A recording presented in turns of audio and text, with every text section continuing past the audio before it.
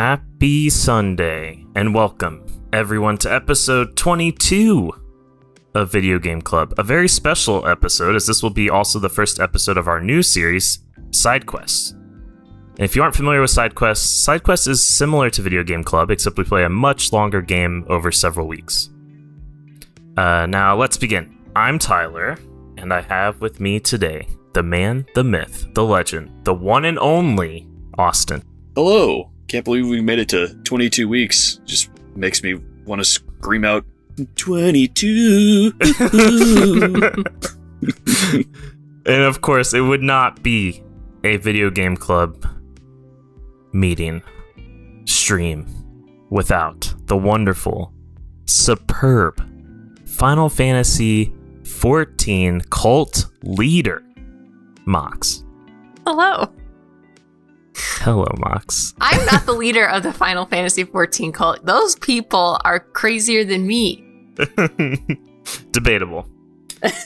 As I mentioned before, this is Video Game Club, where every 2 weeks we discuss a game voted on by our wonderful friends in the Bombchu Discord, and discuss that game right here on twitch.tv/BombchuTV. And if you can't catch us live, no problem, you can also find us on YouTube. Now, since this is the first side quest, and whenever we were, we didn't have a vote, for example, for this side quest. It was more like selected by Austin and myself, I think, right, Mox? We just kind of came to you and were like, hey, we're doing this thing. Do you want to participate? And I was like, yeah. Mm-hmm. Yeah. So, Austin, why did you suggest this? Did I suggest this? How did we land on Dragon Quest XI? So initially, you guys share a brain. Initially, we were kind of batting around an idea of playing an RPG on the side, and we didn't know how we could fit it into Game Club. And so before we had picked this, we were kind of just playing this on our own. We had a set point we wanted to reach after a month, which was super early in the game, and then we were going to talk about it. And then the idea came to me to make it something that we would sometimes finish games early for Game Club and just have a bunch of extra time of I want to be working on something for Game Club, right? I want to be playing the next game. But so the idea came that if we've got some extra spare time, that we could be putting that into something longer and make that an episode after 12 weeks or something like that, depending on how long the game is. So since we had already kind of put a little time into it, it seemed like a good fit. We just said, let's do this for our first one as a trial run. But the initial pick, I think, came from you, Tyler, when I think you were you're trying right. to bat around an RPG for us to do. We talked about Pokemon Black and White. Oh yeah, as well as some others, but we landed on Dragon Witcher, Quest XI. Witcher 3, I think we kind of talked about a little bit. Yeah. And Dragon Quest XI, was the one that we landed on. Now, before we jump into Dragon Quest XI, I do want to say that obviously this was a much longer game, so this episode's going to be quite different than the standard Video Game Club. It will almost definitely be filled with spoilers throughout, so for that reason, I'm going to put the spoiler tag on here shortly, and it will be on the rest of the episode. I would highly recommend playing the game first before watching, if you haven't played it. Now, let's jump in. Alright, so Dragon Quest XI, Echoes of an Elusive Age, a JRPG developed and published by Square Enix. Woo. Released on 3DS and PS4 in Japan on July 29th, 2017, coming to North America September 4th, 2018. So we actually just talked about 2018 in our last episode. So, the hardware, we had the Oculus Go, the PlayStation Mini, and then software, we had Red Dead 2, God of War, Super Smash Bros. Ultimate, Fallout 76, Ni no Kuni 2, Pokemon Let's Go, AC Odyssey, Katamari Damacy Reroll, and Dragon Quest XI was developed in the Unreal Engine 4. So, we're not going to go into the history of Square Enix, or else we'd be here all day. Instead, we'll just skip right to a brief overview of the game. We're going to go through the plot, a little bit of the development, and then release and reception, and then of course we're going to go with our personal takes. And so I'm going to put on the spoiler tag now. Okay, So, Dragon Quest XI continues the gameplay of previous games in the series, in which players explore worlds and fight against various monsters.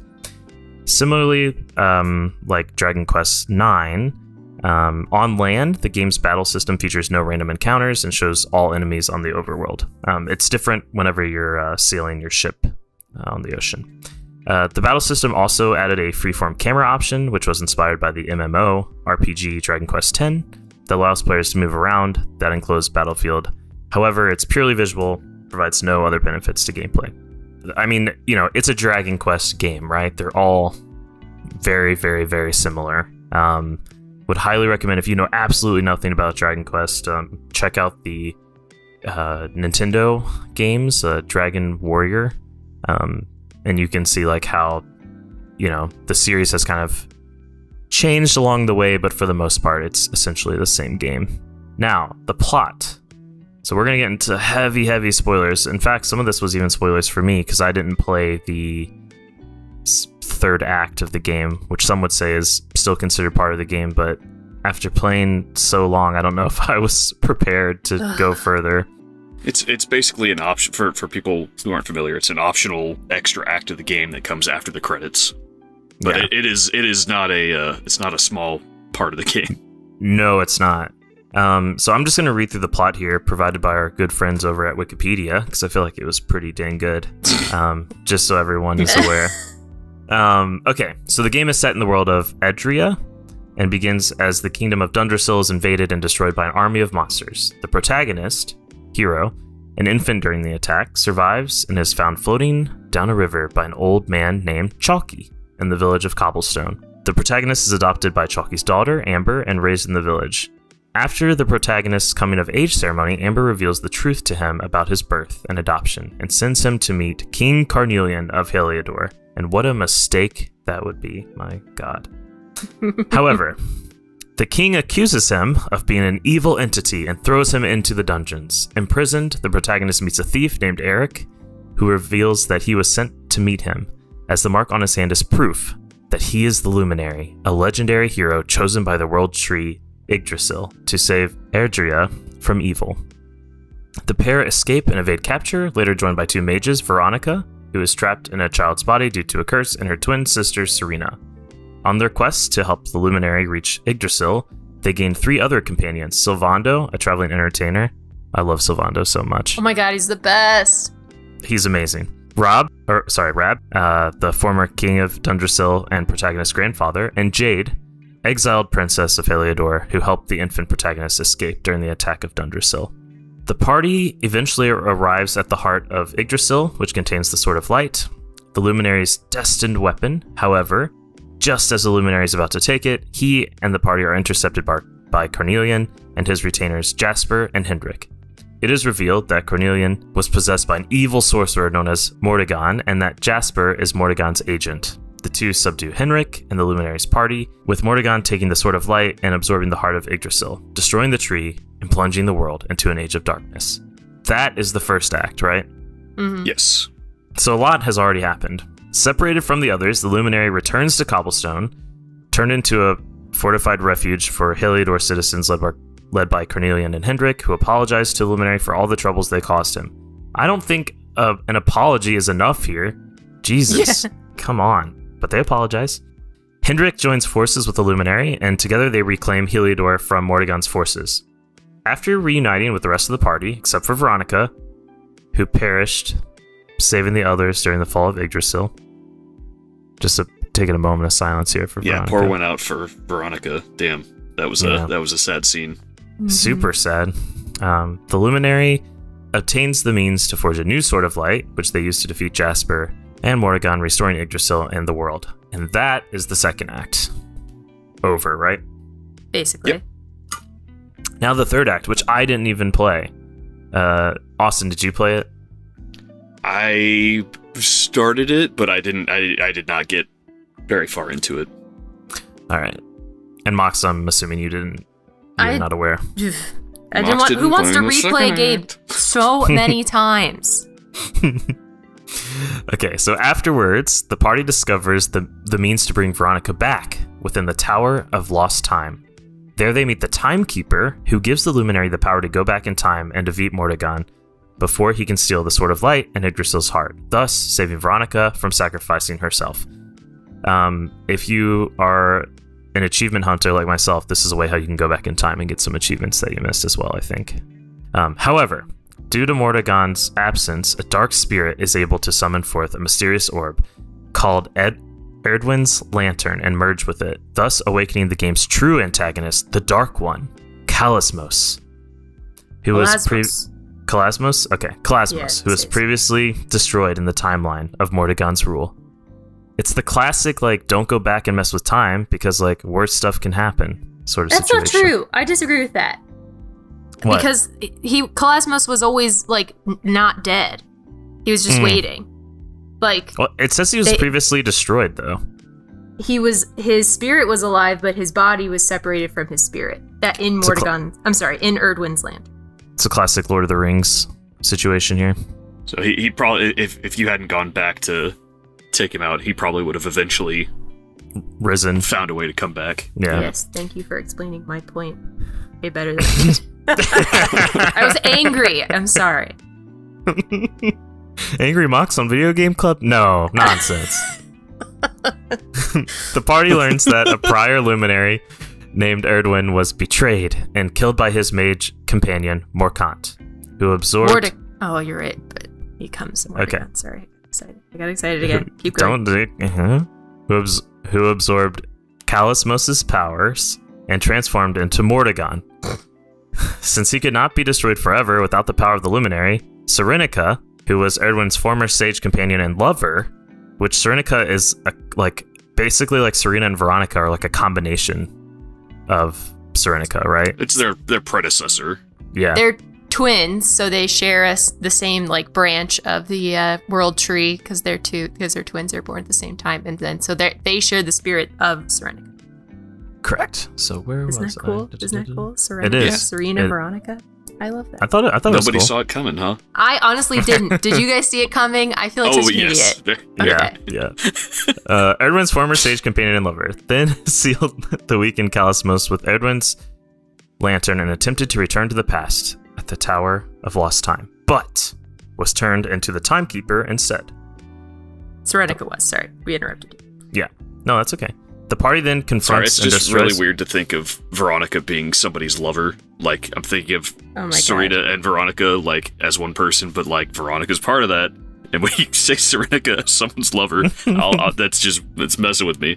But, sorry, keep going. The party then confronts and destroys Kalasmos before the Luminary entrusts his mark to Serenica, who reverts to her original form and uses it to return to the past and reunite with Erdwin. Accompanied by Veronica and Serena, he also returns the Sword of Light to Yggdrasil, who reveals itself to be Yggdragon, an ancient dragon of light who was defeated by Kalasmos ages ago, whose body transformed into the tree Yggdrasil and gave life to Edria. Yggdragon, do you think it's Yggdragon or just Yggdragon?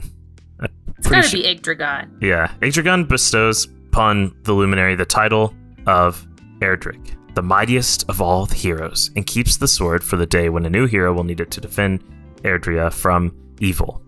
In the mid-credits, Serenica reunites with Erdwin in the past, while after the credits, a young mother, after reading the Luminary story in a book, wakes up her child from bed, setting up the beginning of Dragon Quest III. Oh. So that's the plot, and of course we definitely have some comments on it, I'm sure. So we will definitely go over this. But let's talk about the development of the game.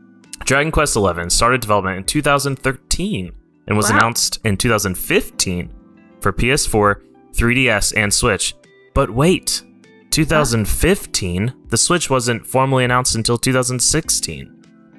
How did they... back then they were labeling it as Nintendo NX. Correct, yeah. So this was one of the first games actually announced for the NX, which would become the Switch. In April 2017, Square Enix held a special presentation where they revealed the release date to be July in Japan, which I think is a pretty quick turnaround from release date announcement to release. Like, hey, This game is coming out in July. Like, you announced that in April. Same year. Like, that's pretty big. I like It's like that. a Fallout 4 level announcement. Yeah, I I also love that. when you don't have to wait. Seriously. Even better when they announce it and they're like, it's now. It's there. Go get it. The same month, special editions of the PS4 Slim and 2DS XL were announced for the game. And have you guys seen these? They are stunning, especially the PS4 Slim. It's really beautiful. I have not seen that. No, didn't even know about it. Highly recommend checking it out. Coinciding with the release, lead designer and scenario writer Yuji Horii announced that an international version localized in 5 separate languages would be released in 2018. There would also be a release on Windows, which would be the first ever for the series. Huh? Woohoo! Yep. And in 2018, the 2018 release added voice English dialogue, first-person camera option. I had no idea. I don't think I even used it once. Don't care for that. Yeah, like it exists in Final Fantasy 15 as well when they like released it, and I was just like, this is cool for a second. There is one part in FF15 where I think you have to use it. Whoa. I might be mixing it up with Yakuza, but I know, because I know there was a part in Yakuza where you had to go into first-person mode to get something. Like, there's an item that's in a hole, and you can't get it unless you go to first person and look in the hole. Huh. Anyways. That's crazy.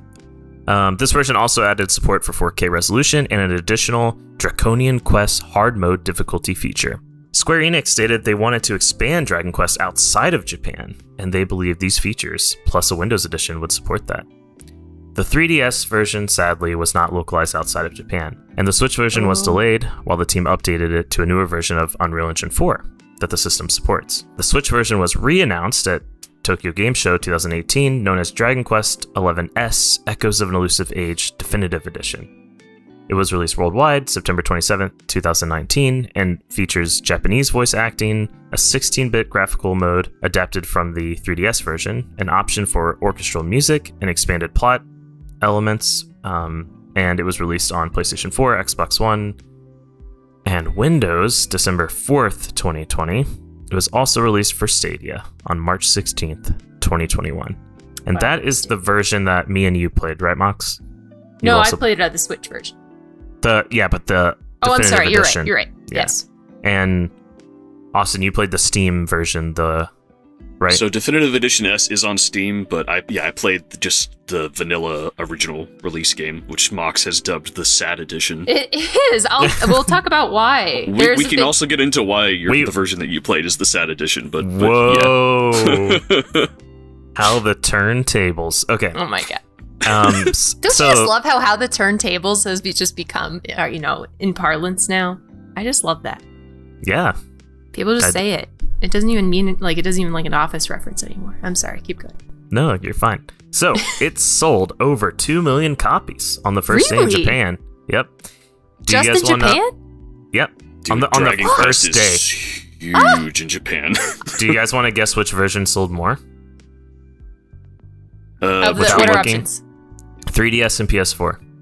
PS4. Nope. You're kidding. Really? No, I'm not. The 3DS version sold 1.13 million, while the PS4 version sold 0.95 million.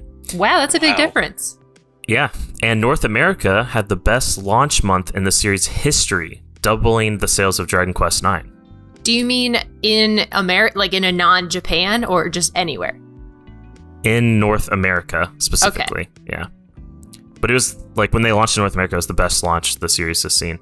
I think that's probably because I feel like they hyped it up quite a bit. Yes. I remember seeing a lot of marketing and hype for it. Yeah. Well, it's obvious they put a lot of effort into localizing it too. Yeah. Yes. Yeah.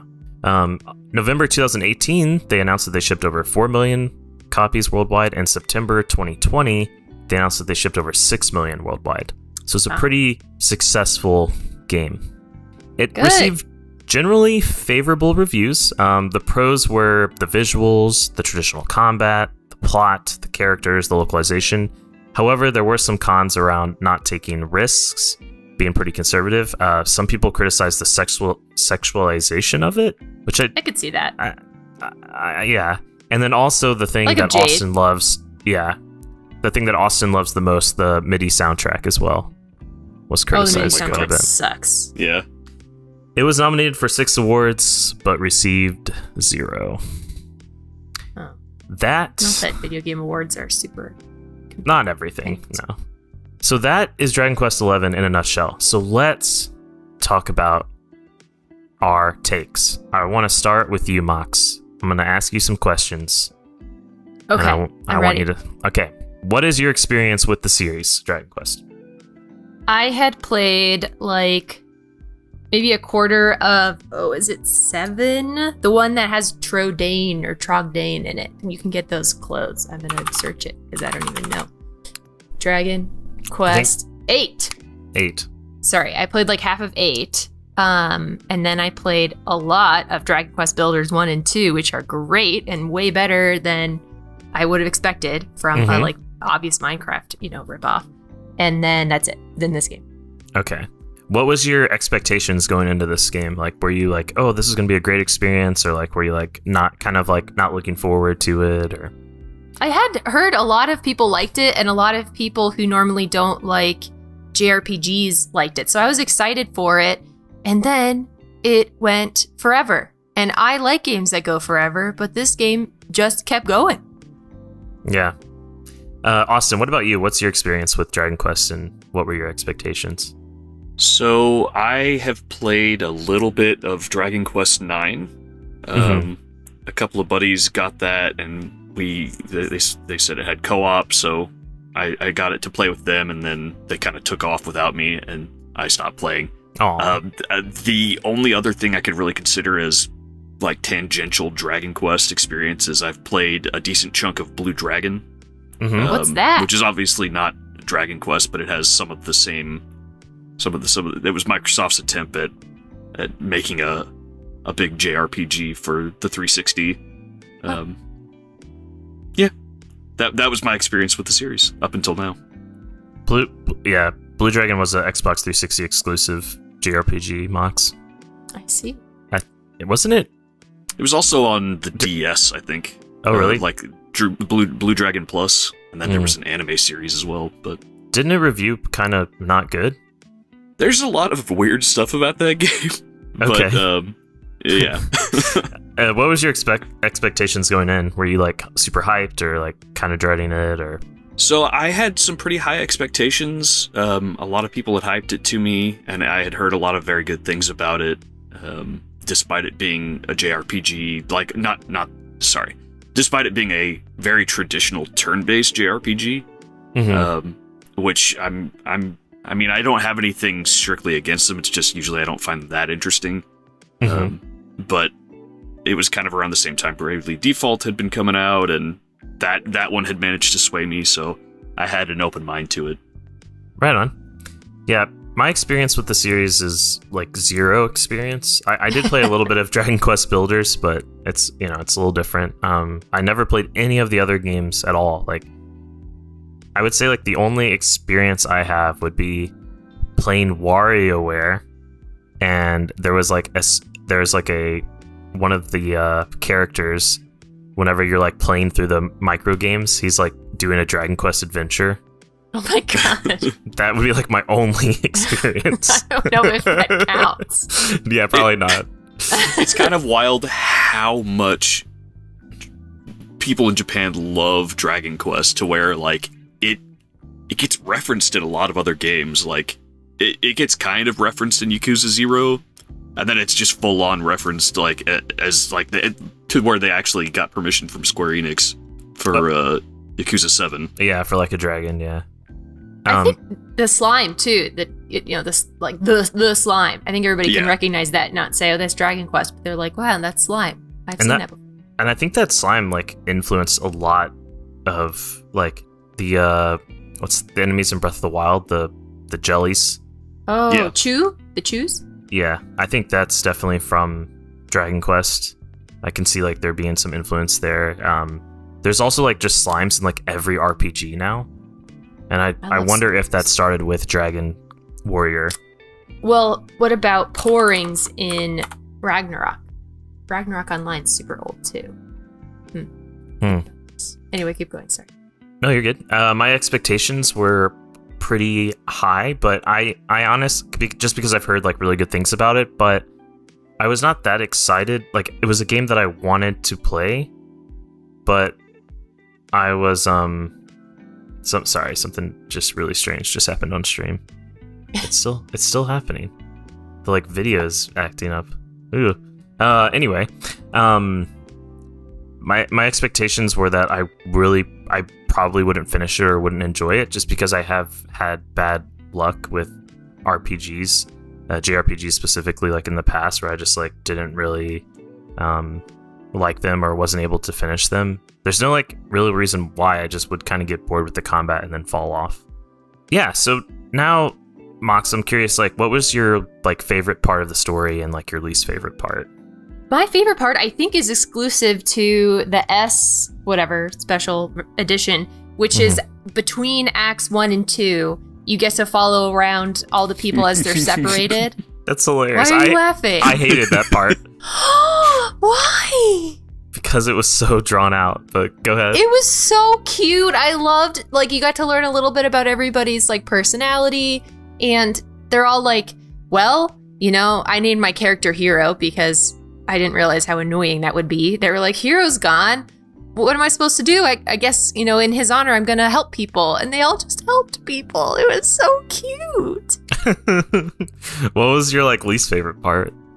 I didn't like how and maybe this is just like my preference, but I hate when games like you accumulate people and you get a bunch of gear and you're like, you spend, you know, years doing this, and then you get to like the climax, and then they just take it all away, or they break apart the party, or make you fight the same things that you just beat, but now you're weaker. I really hate those kind of mechanics, and that happens like 3 times in this game. So every time that happened was my least favorite part of the game. Gotcha. My favorite part, well, my least favorite part of the story was definitely that, between Act 1 and Act 2. Your least favorite? Yeah, because I was like, all right, I'm ready to like get started and like keep progressing. It's like, no, you need to learn about Eric and his sister. No, you need to learn about Sylvando and how he went around and gathered up all these people. The Soldiers of Smile. I mean, Sylvando's part was actually enjoyable because he's pretty awesome, but everyone else, I was like, I don't care. Like, just get me back to playing as Hero. Get me back to where I was. My favorite part of the story was I really liked the town with the mural. Phenomenon? Yeah, that I don't know why, but I just like really liked that part. I just thought it was like really cool. That dungeon was kind of drawn out, but the story part of that I just really enjoyed. What about you, Austin? Going back into something to do the same thing again. So silly. Anyway, keep going. Well, yeah, you do that. Yeah, that's true. What about you, Austin? What was your favorite part and least favorite part of this as far as story goes? So my favorite part, I think, maybe not... I guess it's what stood out the most to me, was in Octagonia, when you were fighting in the tournament, and then your partner, who's been the winner for like the last several years, turns out he's feeding people to a monster. Oh my gosh, like, I forgot about their that. juices to power himself up so he can win to support this orphanage, but it's just like, oh my god, like, it's a great reason, but it's not... Like, it's so horrifying. I feel like... And everyone forgives him, and it's just like... I feel like up to that point, the story's, like, relatively tame. Yeah. It's like, oh... It is. It's, like, pretty... You're like, it's, like, pretty standard, and then you find that out, and you're just like, what am I playing? Like, if this is, like, going into cannibalism, like, and we're not even, like, halfway through... Like, where is this? Yeah, like, I want off this train. Like, what was happening? Immediately after that, you have the mission where you, like, help out the mermaid, and then she kills herself. Oh my gosh. Yeah. And it was just like, it was a 1-2 punch of just like, oh my god, this story is not what I thought it was gonna be. But, one point that really got driven home to me during the Octagonia part that becomes a theme throughout the whole game, I don't think it was justified in that scene, but there's like an overall theme of forgiveness. Yes. Throughout the game, of like people who have done horrible things. Yeah, true. Or monsters who like... Sniffleheim. happens once they are no longer a threat, like we're not going to kill them, we're going to forgive them, right? And it's I thought that was a very I don't see that a whole lot in games, especially in ones with like a very traditional stories. So I thought that was really cool. Everybody is so also nice he in drank this game. people, so Oh my I don't support forgiving him. You heard it here first. Austin forgives cannibals. You heard it here first. My least favorite part was, I think, the Dora in Gray, the mural, because right before you go there, you go to like the French school, and I quit playing the game for like 2 weeks because You don't like school? As soon as I reached there, I was like, I don't like the way any of these people talk. I don't want to play this part at all. Why are the monsters friends all of a sudden? Like, why could they have been that friends part before? didn't last very long. True. And I was able to get out of there, but like the mural was so much like, walk here, walk to town, walk to the mural, walk to the town, walk to the mural, go through the mural, go out of the mural, go back in the mural, like, and like the villain there was just like, I was evil, and then that's it. Like, there's no like redemption piece there, like there is in a lot of the other stories. True. So it was just. But she did trick all those people, which made me happy because they were kind of annoying. Yes, yeah, a lot of the people there were jerks, and yeah, it wasn't a fun town to visit. But if I had played the sad edition, it probably would have been the middle section, because Tyler got to the middle section after I had already kind of like regathered a bunch of the people, and when he described, but when he said that scene happened, I was like, oh, that's an interesting idea. When he described how long it was and the story details he got out of it, I was like, that sounds really pointless. And because like you get a lot of that story just from going and gathering up the characters, like, what have you been up to, and all this stuff. So it sounded very unnecessary, and I'm glad I didn't have to trudge through several hours of that. But that wasn't in my version because I played the not sad version. So. What was your favorite like mechanic in the game, Austin? So I really liked the auto battle system. For people who don't like I keep saying JRPGs. For people who don't like turn-based RPGs, the auto battle system was built pretty well to where you could set strategies, and I almost, once I discovered I could set that for everybody, I almost never issued my own commands. Like, almost never. What about boss battles? Even then. Wow. I would just swap, like, I would set a strategy for each person, and then I would swap people out. The only time I would take over manual control was if I needed to use an item, because frustratingly, auto battle, they will not use items. They will only use moves. They also do some stupid stuff sometimes, like Sylvando would sometimes they do some stupid things, for sure. He'll just use all his magic. Yeah, well, you can set him to not use MP, but like I wish there was a little bit more granularity on the strategy to where you could be like, oh, like you can use MP, but don't just go wasting it, you know? The auto battle system was interesting in that like they have some extra knowledge that you can't see, like the AI knows how much health the enemy has, for example. So if the enemy is almost dead, then they'll just use like a regular attack to finish it off instead of using an MP move. You have that ability when their names turn orange or red. But you don't know exactly how much health they have. But not like number. The AI knows exactly how much health they have and exactly what move will kill it. Like they might use a light MP move, for example, instead of a regular attack, which I thought was very interesting. But I wish that they could have coordinated their moves together a little bit. Like, hey, you're going to be next in the turn order and you have a better heal than me.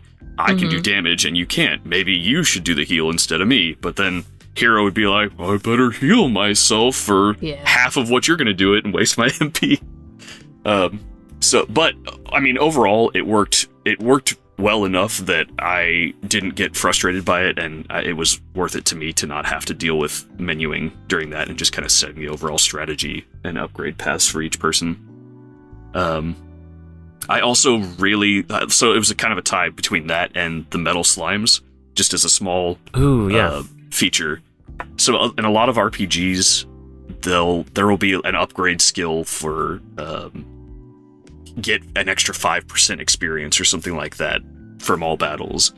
And instead of doing that, they give you you get an upgrade to make it so that you can actually kill metal slimes when you encounter them on the rare chance that you do.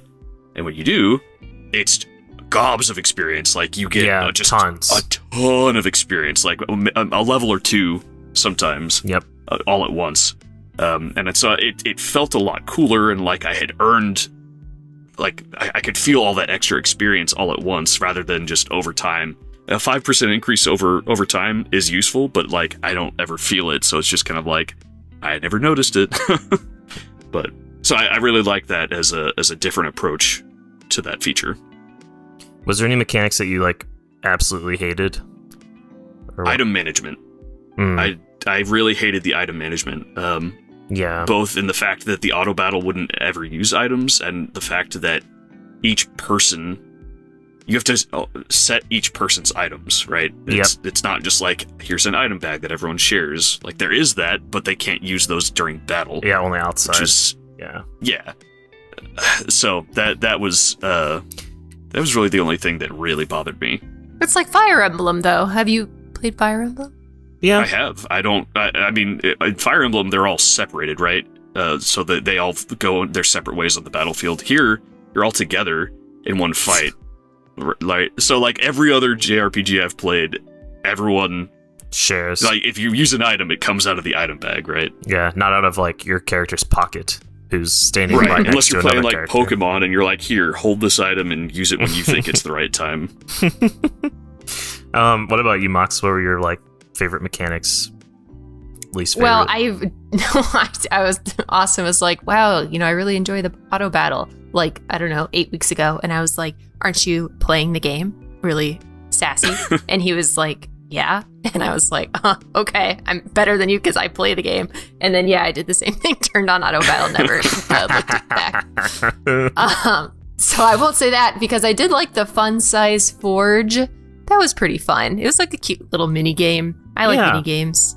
And it's like you got weapons out of it, and I liked collecting materials, and then it was fun to just like make weapons that I didn't need, because then I could sell them for gobs of cash that I also didn't need.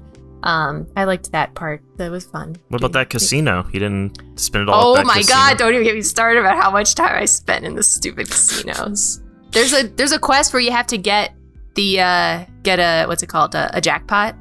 I finished that quest. Needed to. Just probably why I didn't like bother finishing the game. Just watched it because spent too much time in those casinos. There's a quest in Act 2 where the monsters like rig a casino, and you have to like get so many coins or whatever to buy an item. And I hated it. I just sat there and like auto bet and auto. I told Austin, like, I was like, I'm just pressing A for 20 minutes, and he's like, what?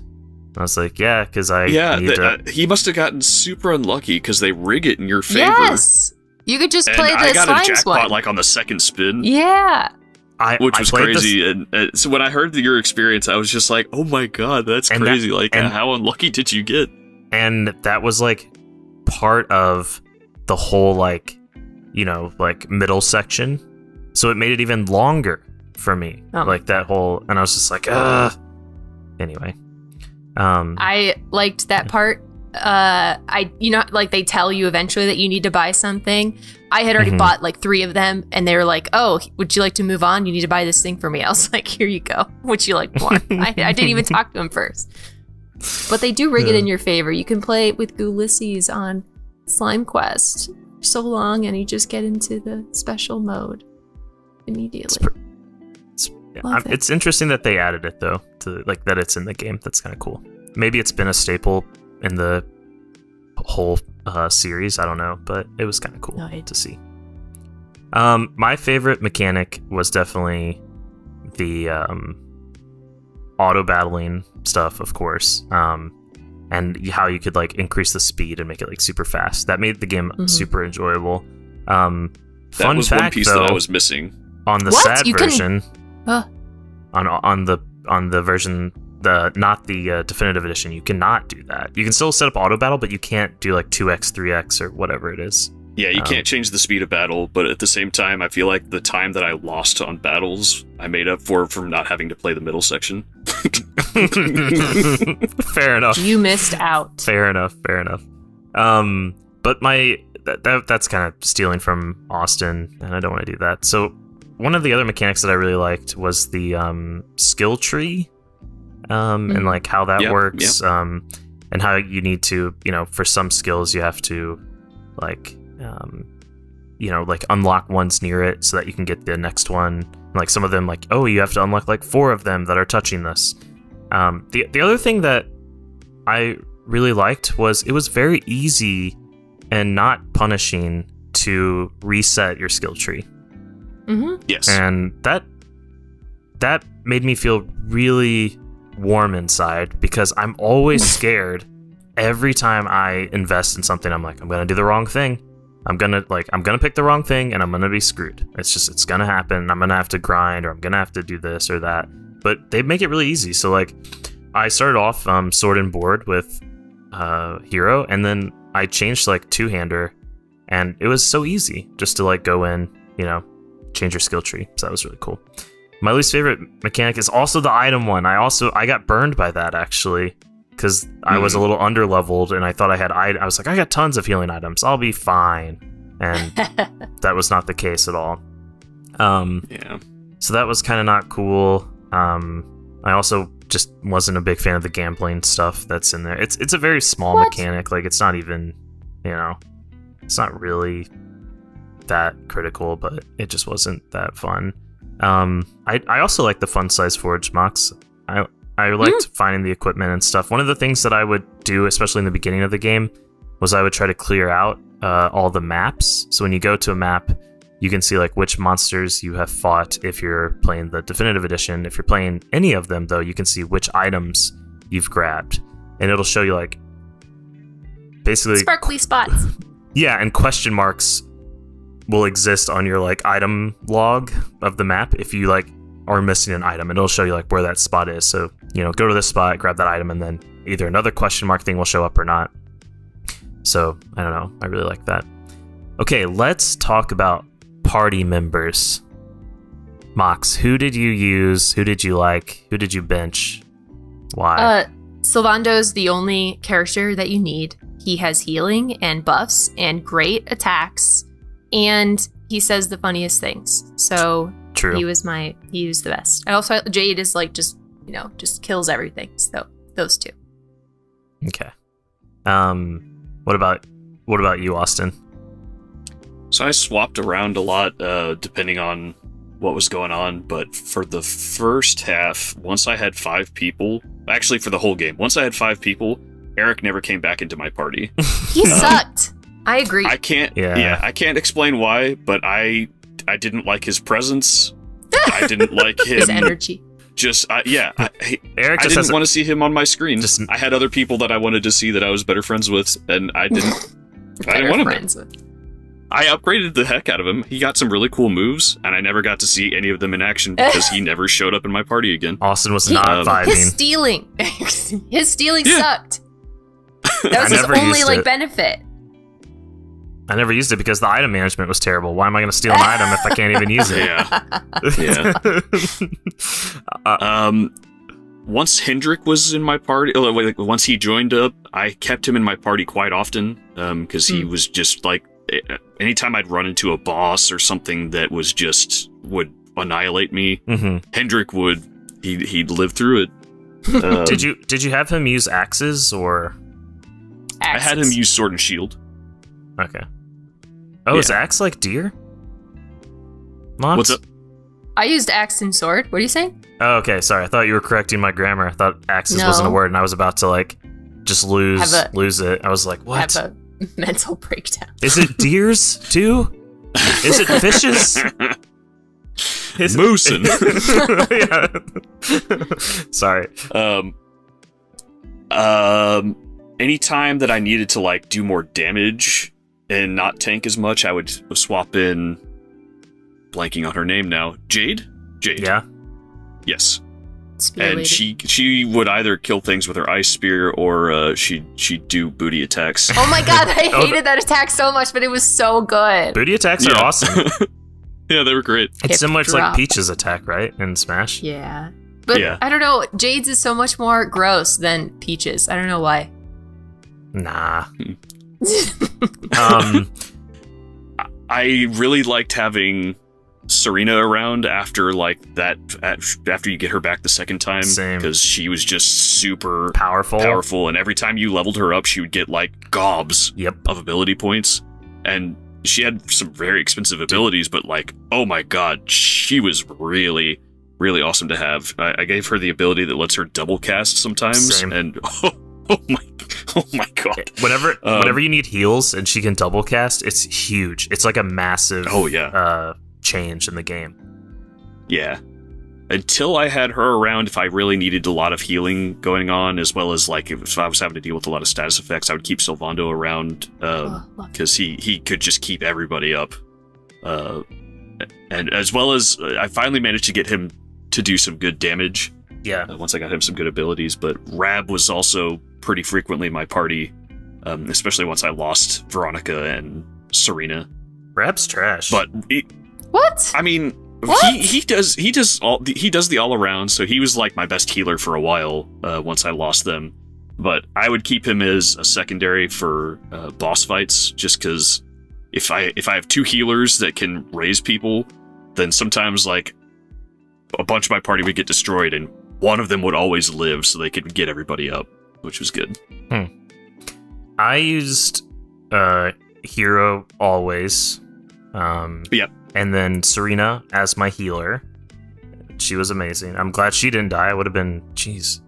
Then Sylvando, just because I like him.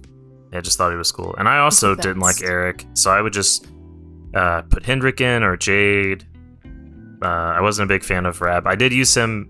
He was very handy whenever I needed some heals and people were knocked out. He was pretty good then, but typically I didn't use him. I also had him on claws, which was a mistake. Claws are maybe I'm just bad, but I could not use claws well. I tried with different people. I didn't use them on anybody. I even explored the skill trees, and I was I just feel like whatever the other option they had that was not claws is just better.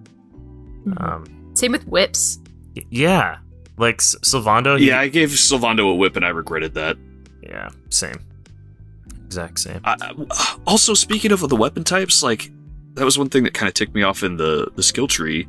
A lot of the mystery skills that you would have to unlock all the things around them Yes. would be between two weapon trees. Yeah. So it was well, you're only going to use one weapon, so why would I want to unlock all the skills to that far into both these weapon trees? What? Yeah, that was super weird.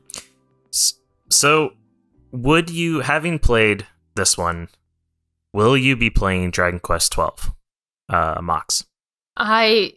Maybe. What do we know about it? Anything? I know nothing. Okay. I'm just Me neither. asking, did this turn you off to Dragon Quest as a whole, or would you come back? Do you want to revisit old ones? No, I liked all the, the quality of life features that were upgrades, considered upgrades. It looks like, according to the internet in this one, that I would be pretty annoyed to go back in time, as it were, forward in time.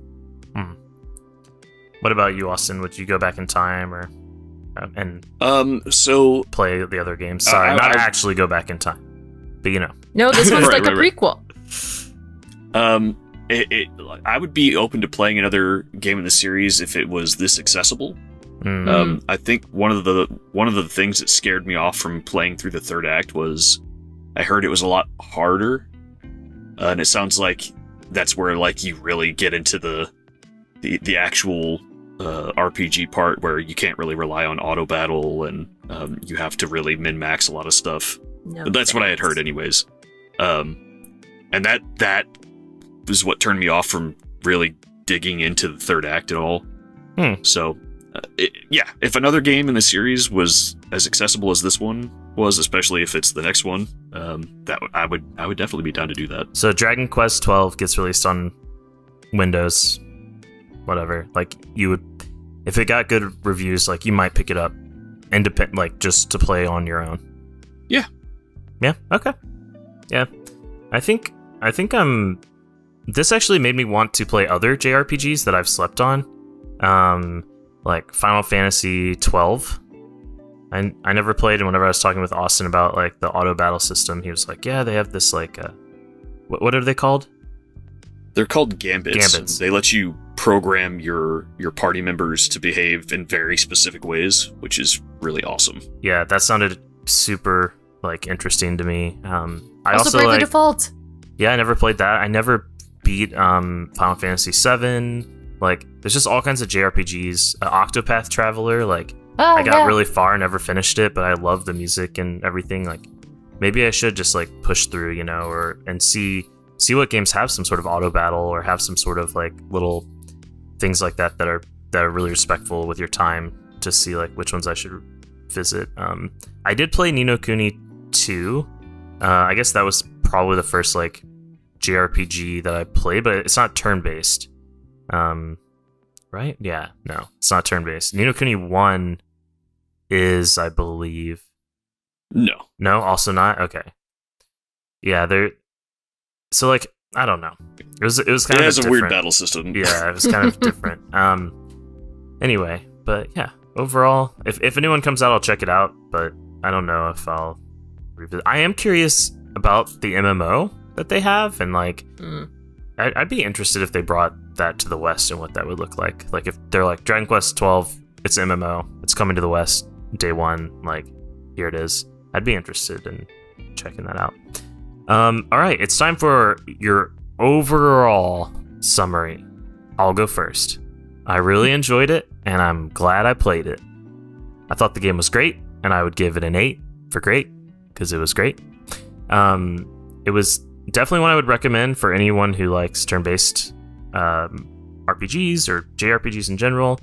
It did have some moments that were just like a really chill time. Like there was some times when I was just like playing the game and I was like, this is really enjoyable. I'm just like, you know, going through, like, even like going through and grinding a bit. It was just kind of like with the auto battle and stuff. It was just like a really nice time. Like, you know, get yourself a big soda pop, sit on the couch, good time. I would recommend. Well, first of all, I just want to say this is on Game Pass still. If you're a Game Pass subscriber, definitely check it out. It's available, like we mentioned before, on you know, every platform. I would recommend playing the Definitive Edition. The main reason is not for like anything gameplay related or story related. It's actually, I would really recommend it just for the music. And that's because you're going to be listening to this music a lot. And I would highly recommend getting it for the orchestra, the orchestrated soundtrack. However, if you do own the one that Austin played it on, the non-definitive edition, the standard edition, there is a mod that adds orchestrated music, I'm pretty sure. I really should have done that, because, yeah, if I had... The music was... Most of it was not bad. There was a couple of songs that were pretty dreadful, but overall it was pretty unremarkable outside of, like, the menu music. Yeah. So I should have done that mod, for sure. But anyway, that's... Yeah, I really liked it. I'm glad I played it. I haven't finished a turn-based RPG that I can remember, and so I was really happy to play this one, and it definitely appealed to me. As a person living in North America, Square Enix, you did good. But yeah, that's me. Mox, what's your overall review, I don't know, of this game? I and agree be honest, with... you didn't completely finish it. I know I didn't. Well, I got through 60 hours of it, so I think that qualifies me to judge it. Sorry I didn't get through the stupid third playthrough of the same game again. That just got really annoying.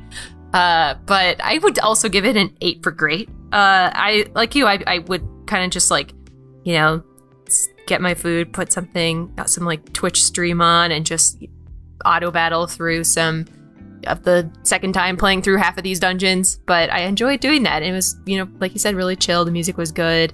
I liked when you get little bits of storyline. I talked probably to every single person in the game 30 times because they all had something different to say. Like, you walk into a building and you talk to everybody in it, and then something happens in the building, and then like the story progresses. And if you talk to everybody in the building, they all have something different to say related to what happened in the building. Like, that's really cool. I like cool. that. And I also really enjoyed the localization. I can't imagine what it is like in Japanese, for example, because so much of it was interesting from, an English perspective, like Dundersill being like Scottish, and Octagonia being like Texan. Did they have that in the Japanese version? I really want to know. So I really enjoyed all the fun things they did with the localization, and obviously they put like a lot of effort into it, and I appreciate it. But then of course, replaying the game and how long it was without, I feel like it was very backloaded. There's another game that we played that was very backloaded as well. I can't remember which one it was. But I wish that the story was more like intense in the beginning of the game, whereas I felt like all the intensity of the story happened at the end. That's my main complaint. Yeah. Austin, what about you? Well, we have, I think for the first time ever, a consensus on Video Game Club, because I would also give this an 8 for great. Holy cow. You don't see it every 2 weeks, guys. You don't. I enjoyed the fact that you could avoid monsters when you really didn't want to be doing random encounters, especially in dungeons. Like, anytime I would get to a dungeon at the start, I'd be like, oh god, this is going to take like a half hour to an hour. And really, it takes like, and a lot of them, it can take you like 5 minutes to make it from the start of the area to the boss area of the dungeon. And in a bunch of them, they have a little save spot there. So it's like, hey, I've made it through. I got all the items along the way while avoiding all combat. Now I can go grind at the end where I want to, instead of having to like think about where I'm going after I've been taken out of the immersion and doing a battle. So the auto battle made that great. Anytime I was starting to get my butt kicked, I could just go grind in an area for a little bit. Like you said, just grab a drink and chill for a little while. Yeah, the music was really not great in my version, but also you missed out. I should have done the mod, but the graphics were really nice in my version, which is great because I didn't have the Switch graphics. That they, for some reason, I don't know why they took the Switch graphics and put that onto all the other platforms as the definitive version, but that's what they decided to do. I didn't really deal with the side quests much, and I didn't feel like I was I was still able to get side stories without doing the side quests, because a lot of them were, hey, go kill this thing that you just killed, but now that you have this quest, it'll give you an item that you can give me. No, I'm not going to do that. Yeah, every cutscene was just like, oh, this is a nice little treat, and like you said, the localization was really amazing. So many little jokes that it's like, this is clearly something specific to this localization. Yep. So I'm glad that team was able to put so much work into it, and they did such a great job. Nice. Yeah, this was a great game. Yep. And we all agree. So if you tend to agree with Austin, myself, or Mox, pick it up. You might enjoy it. And if you play video games, you will like this. You should probably pick up this game. And if you enjoyed side quests and want to participate in the next one, we had a vote in our Discord, and Nier Automata was chosen. We will plan to talk about this on July 18th. It sounds so far away. Oh my gosh! I know it'll be here before we know it. Yeah. Is that enough time? Yeah, I think so. It's almost 3 months. Okay. Yeah. Stay tuned for some updates on our progress and other episodes. Now, our next regular Video Game Club game vote just ended, and it was between Chibi Robo for the GameCube, Banjo-Tooie, which is on the 64, and there was a 360 port, and Hotel Dusk Room 215 for DS. And it looks like it will be Banjo-Tooie. So thank you everyone who voted. Close. And thank you everyone for joining the stream. Again, just as a reminder, you can catch us here on twitch.tv/BombchuTV every 2 weeks at 2 Eastern, with the next stream being on May 9th. And if you can't make the live session, don't worry, you can find the episode up on YouTube. Now, before we leave, Austin, is there anything you want to plug? Every time you ask me this, I forget that that's a question that comes every time, so I forget to think of things ahead of time to plug. So I would like to plug in my Glade plugin to... Hell yeah. And that's it. Plug it in, plug it in. I would like to plug something that is totally not like beneficial to any of us, but there's this guy named Tim Rogers who does very, very, very lengthy reviews. I think he did like a 1-hour review on the Series Elite controller. I mean, he's just very passionate, and he really loves Dragon Quest, and his review is the reason why I even picked this game up in the first place. So after you're done watching this, go check that out. Just search in YouTube, it'll pop up. He's got 2 reviews of it, and that dude is just awesome. And they're both great reviews. They are. They're very long, and I usually don't watch videos that long, but Tyler sent me those, and I took the plunge. They are... Watch both of them. Yeah. And Tim Rogers, if you want to be on Video Game Club, just let me know. Just send me a DM on Twitter. We'll figure it out. Mox, anything you want to plug? We should play Chibi Robo anyway, even though it didn't win. That's not how democracy works. Nor is that a plug. Maybe in the future. I think there is room, though, for a, hey, these were all rejected the first time. Let's put them all together and pick one of the rejects. And Chibi Robo got a strong voting turnout, so it's not like it just Hotel Dusk. Which all 3 of these games are like my top 3 favorite games. So I'm glad I got to make everybody play at least one of my favorite games. Yeah, I'm excited to check out Banjo-Tooie. Austin, Yay! Thank you so much for joining. Thanks for having me. Yep. Mox, thank you. Thank you. Someone just asked in the Twitch stream, how can one be part of the Video Game Club? Just join the Bombchu Discord, and there's a channel in there, and just join the channel and chat with us, and yeah. And we've had guests on before as well, so that's also a possibility. But yeah. Just join the Bombchu Discord. And thanks for asking. Anyway, I'm Tyler. This was Video Game Club, episode 22, side quest number 1, Dragon Quest XI. And we are out. I'd like to give a special shout out to Michael Slater, Blake Harms, and all of our patrons over on Patreon. Thank you, and thank everyone for watching.